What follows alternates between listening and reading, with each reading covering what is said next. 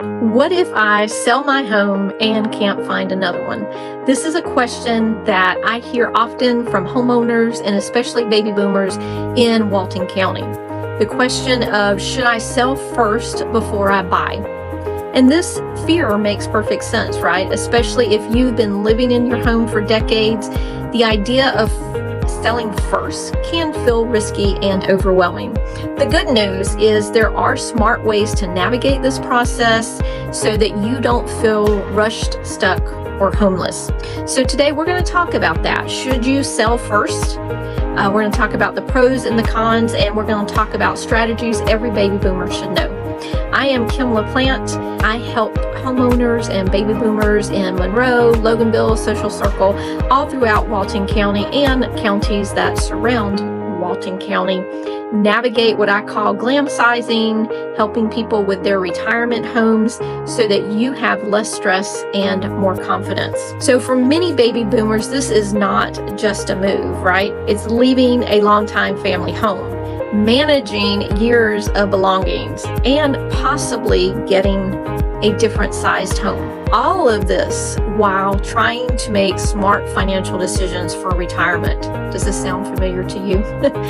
So the fear usually comes down to two things. What if I sell too early, or what if I buy too late? Nobody wants to feel pressured into making a life decision quickly, and that is understandable.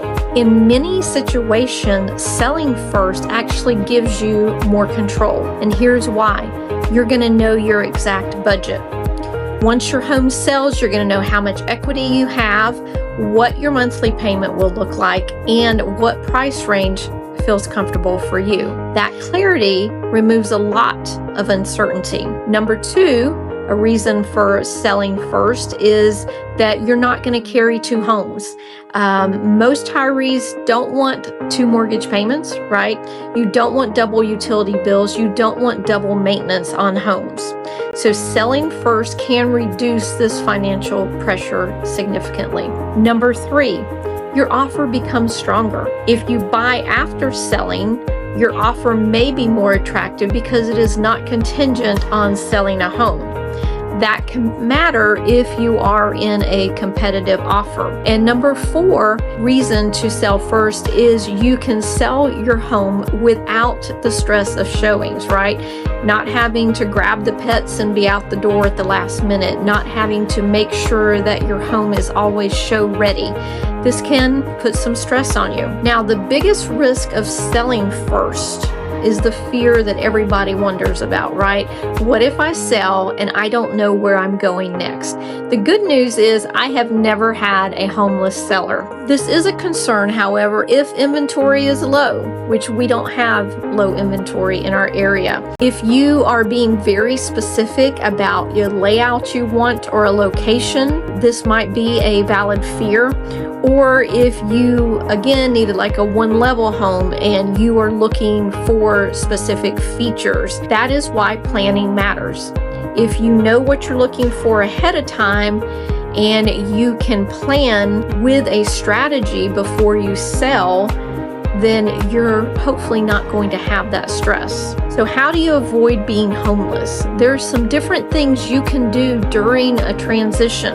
Number one, you can negotiate temporary occupancy. This is something called a temporary occupancy agreement, and you negotiate this with the buyer in the initial offer that you need so many days to stay in the home.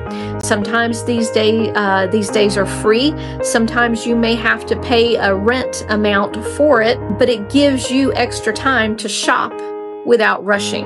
Another strategy to avoid being homeless is go ahead, even though you may not look at homes, go ahead and start identifying neighborhoods and homes that you're interested in before you list.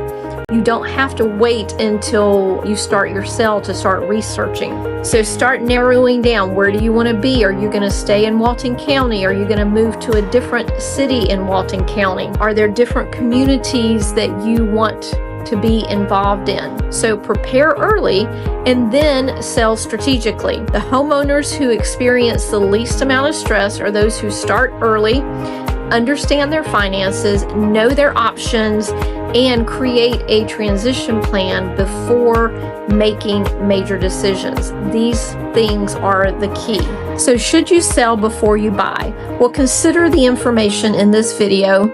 If financially you are able to sell before you buy, then it very well may make sense to do that. However, we know finances are not the only thing to be considered here.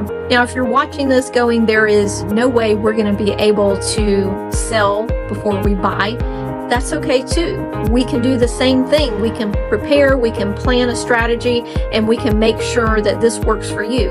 There are many people who actually go to the closing table and sell and buy the same day. That is something that works. So if you've been worried about whether or not to sell before you buy, you are not alone. And with the right strategy, timing, and preparation, this can actually go smoother than you think. If you're starting to think about glamsizing, or you're planning your next move to Monroe or Walton County or in and around Walton County, I'd love to help you explore your options and make a plan for you. In the description, there is a Google form you can go on and set up a 10 to 15 minute call with me, and we'll decide if we're a right match to work together. See you in the next video.